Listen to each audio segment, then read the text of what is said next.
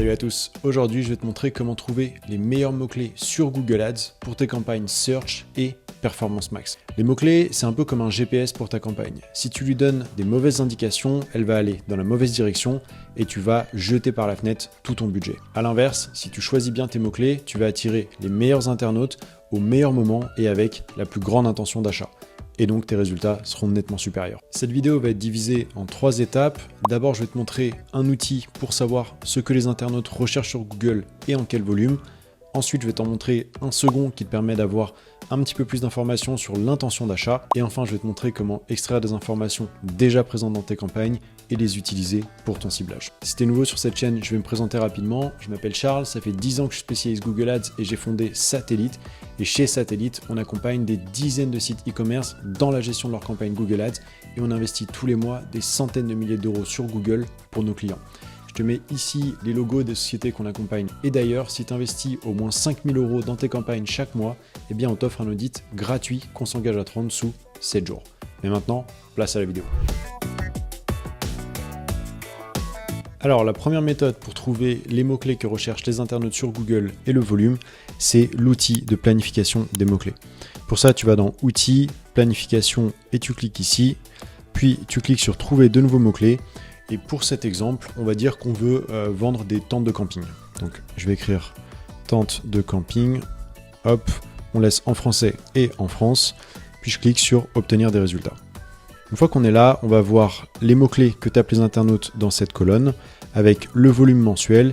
Et d'ailleurs, si je mets mon curseur ici, eh bien, on a l'évolution de la demande tout au long de l'année.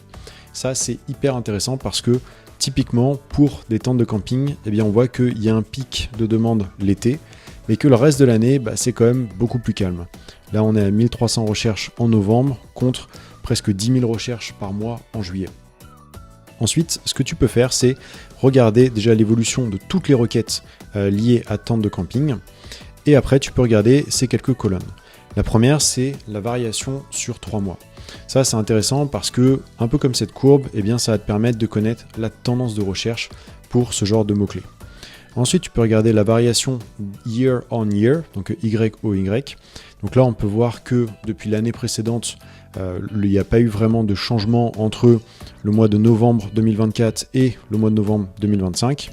On peut voir si la concurrence est élevée ou pas. Donc là, en l'occurrence, on voit qu'il y a pas mal de demandes, probablement parce que c'est une requête qui est vraiment commerciale. C'est-à-dire que les gens qui cherchent des tentes de camping, généralement, c'est pour en acheter. C'est pas seulement pour se renseigner, comme on pourrait faire des recherches pour, par exemple, des recettes de cuisine ou d'autres choses. Et enfin, on a ces deux colonnes qui sont intéressantes. On a l'enchère de haut de page fourchette basse et l'enchère de haut de page fourchette haute. Donc en gros, quelle fourchette on devrait payer pour les CPC pour arriver en haut de page sur les résultats pertinents. Avec ça, on a déjà pas mal d'informations, on sait ce que les gens recherchent sur Google, on sait en quel volume ils le recherchent et les tendances, et surtout, on a une idée de ce qu'on va devoir payer en CPC si on veut faire de la pub sur ce mot-clé. Mais ça ne s'arrête pas là. Ce qui est très intéressant également, c'est que si on descend, eh bien, on va voir tous les mots-clés qui sont liés à ce qu'on a cherché. Tu vois, ici, j'avais que les mots-clés qu'on a fournis. Maintenant, il va nous donner tous les mots-clés qui se déclinent à partir de ça. Donc par exemple, tente de camping, tente de plage, camping emplacement tente, tente de toit rigide, tente 4 places, etc. Donc maintenant, il ne nous reste plus qu'à faire notre sélection. Donc on va dire qu'on vend par exemple des tentes de camping, ça nous intéresse. Tente de plage, on va dire qu'on en a. Tente de toit rigide, on n'en a pas. Tente 4 places, tente 3 places, très bien. Donc une fois qu'on a ciblé les mots-clés qui nous intéressent, on va les regrouper dans une liste pour ensuite l'injecter dans la campagne. Donc là, tu peux faire copier, hop. Ensuite, tu peux utiliser cette feuille Google Sheet que j'utilise moi. On les met ici et puis on va aller récupérer les volumes. Donc pour l'exemple, je vais seulement récupérer le premier. Hop. Et puis après, tu vas pouvoir définir la correspondance dans laquelle tu veux cibler ce mot-clé. Tu n'as plus qu'à cliquer et on va dire que celui-là, on veut le cibler en mot-clé exact, celui-là en expression exacte, mot-clé exact. Voilà. Bon, je l'ai fait totalement au hasard, mais l'idée, c'est de te montrer comment ça fonctionne. Et également, ce qu'on va faire, c'est on va en profiter pour voir s'il n'y a pas des mots-clés qu'il faudrait exclure. Donc pour ça, on va aller dans Planificateur de mots-clés. Et disons qu'on ne vende pas de temps de 6 places. Et bien dans ce cas, je vais exclure ce mot-clé. Donc je copie et ensuite je vais dans l'onglet Exclusion. Et là, je vais renseigner le mot-clé. Donc voilà, avec cette approche, on est sûr qu'on va cibler que les mots-clés qui nous intéressent et on aura des meilleurs résultats. Donc là, c'était la première étape pour trouver globalement les mots-clés que recherchent les internautes et le volume. Donc ça nous éclaire déjà énormément sur le potentiel du marché. Maintenant, je vais te montrer comment affiner ta liste de mots-clés pour être sûr de n'avoir que les plus pertinents, mais aussi pour construire tes campagnes de manière organisée. Pour ça, on va utiliser deux outils. Le premier, c'est, on va revenir dans planificateur de mots-clés, et on va regarder les mots-clés d'un peu plus près. Tu vois, là, on a des requêtes quand même assez précises, tente 4 places, tente 6 places, tente 3 places, qu'est-ce qu'on a d'autre? Tente bivouac. Là, on est quand même sur des requêtes très précises, avec une intention d'achat probablement plus élevée que seulement les gens qui tapent tente de camping. Là, on pourrait aussi avoir des requêtes informationnelles. Donc là, déjà, il faut faire un premier ménage pour être sûr de ne pas cibler des requêtes blog parce qu'on ne fera pas de vente avec celle-ci. Le deuxième outil que je voudrais te montrer, c'est celui-ci. C'est SEMrush. Alors, c'est un outil qui est payant. Le premier est totalement gratuit. Celui-ci, malheureusement, il est payant, mais il va nous donner quelque chose en plus. Tu vois, si je tape tente de camping, hop, je fais recherche, je suis dans la section Keyword Magic Tool. Et là, on va trouver des informations complémentaires à ce qu'on avait déjà sur Google Ads, comme les mots-clés recherchés, le volume. Également, tu peux aller voir les questions que recherchent les internautes. Ça peut être utile pour comprendre un peu mieux le marché. Mais surtout, on a la colonne intention de recherche qui va indiquer en fait quel est le but de la requête lorsque les internautes recherchent ce mot-clé. À ce niveau, il existe 4 types d'intentions. On a les intentions informationnelles, donc quand on veut se renseigner sur un sujet, comme par exemple comment nettoyer ses baskets. Les informations navigationnelles, donc les internautes qui ont l'intention de trouver un site ou une page, comme par exemple basket Van. Van ici c'est la marque de chaussures. On a les intentions commerciales, donc les internautes qui cherchent à s'informer sur des produits, des services ou des marques. Ces personnes ont généralement l'intention de réaliser une action ou un achat dans le futur. Donc là, ça commence à être des requêtes assez intéressantes, comme par exemple meilleur basket pour marcher.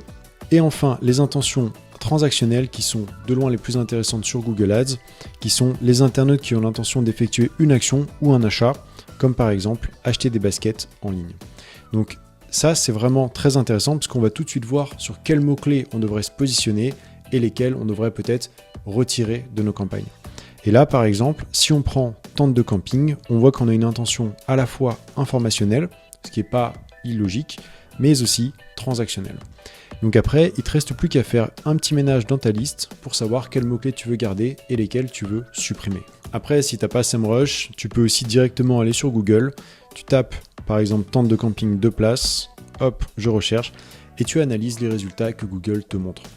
Déjà, tu vois, pour tente de camping 2 places, on voit qu'il y a des annonces shopping, donc il y a clairement une intention transactionnelle.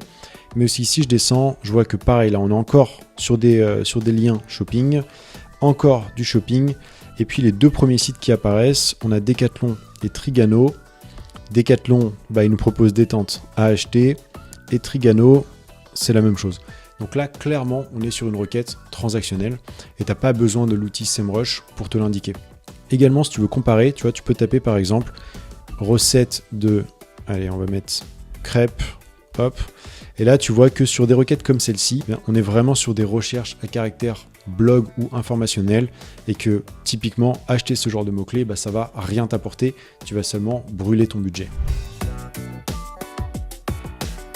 Et enfin, la dernière méthode pour trouver les meilleurs mots-clés pour tes campagnes, c'est d'aller directement voir ce qui performe dans les termes de recherche. Pour ça, tu vas dans Google Ads, tu vas dans ta campagne, hop, ensuite tu choisis un groupe d'annonces, tu vas hop ici dans Insight et Rapport et tu cliques sur termes de recherche. Avant d'aller un peu plus loin, je voudrais t'expliquer la différence entre un mot-clé et un terme de recherche. Le mot-clé, c'est ce que tu cibles avec ta campagne Google Ads lorsque les internautes font une recherche. Les termes de recherche, c'est exactement ce que les internautes ont tapé sur Google. Donc c'est pas exactement la même chose, mais ça se rejoint. Donc par exemple, un mot-clé, ça pourrait être tente camping, et le terme de recherche, donc ce que les gens ont tapé sur Google, ça pourrait être tente de camping 2 places, Quechua, Decathlon, bivouac, pas cher, par exemple. Une fois qu'on est là, on va regarder dans cette colonne tous les termes de recherche qui ont déclenché nos annonces. Bon là forcément tout est flou parce que c'est la donnée de mes clients, je peux pas te la montrer. Mais on va regarder lesquels ont généré le plus de conversions et s'ils sont déjà présents dans nos campagnes. Et en l'occurrence, tu vois que ce premier mot-clé, ce premier terme de recherche, pardon, il a généré 29 conversions, sauf qu'il n'est pas inclus dans notre campagne. Tu vois, il y a écrit aucune, donc il devrait être en ajouté s'il avait été renseigné, sauf que ici il n'y a rien. Donc typiquement, c'est le genre de mot-clé qu'on pourrait inclure dans la campagne parce qu'il montre clairement qu'il est super performant. Pour ça, il suffit de cliquer sur « Ajouter comme mot-clé » et après, tu n'as plus qu'à définir le ciblage dans lequel tu veux l'ajouter. Une fois que tu as fait ça, ce que tu peux faire, c'est t'assurer qu'il n'y ait pas non plus de termes de recherche problématiques et qu'il faudrait exclure. Donc si on reprend par exemple notre histoire avec les temps de 6 places, on va dire que ce mot-clé, il y a écrit 6 places, eh bien tu le coches et tu as juste à cliquer sur « Ajouter comme mot-clé à exclure ». Après, tu définis si tu veux l'exclure au niveau du groupe d'annonces de la campagne ou au niveau d'une liste. Et tu n'as plus qu'à cliquer sur enregistrer. Bon là je ne vais pas le faire parce que c'est le compte d'un client et c'est un mot-clé performant. Mais voilà, après si tu veux l'exclure, tu peux l'exclure soit en mot-clé exact comme c'est déjà le cas avec les crochets. Tu vois le crochet qui est là. Soit tu pourrais mettre des guillemets. Non, pas celui-là. Hop. Et là tu l'exclus dans ce cas en expression exacte. Ou alors tu peux le laisser comme ça et dans ce cas tu l'excluras en requête large. Voilà, c'est tout pour aujourd'hui. Si tu as des questions, n'hésite pas à me les laisser en commentaire. Je m'engage à y répondre très rapidement. Également, si il y a des questions urgentes, tu peux me contacter sur LinkedIn. Et sinon, si la vidéo t'a plu, je t'invite s'il te plaît à me laisser un like ou un commentaire et même à t'abonner.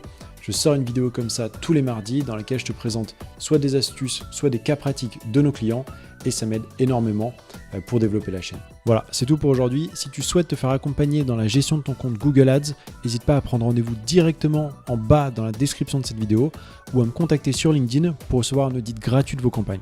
Merci d'avoir visionné cette vidéo et à très bientôt.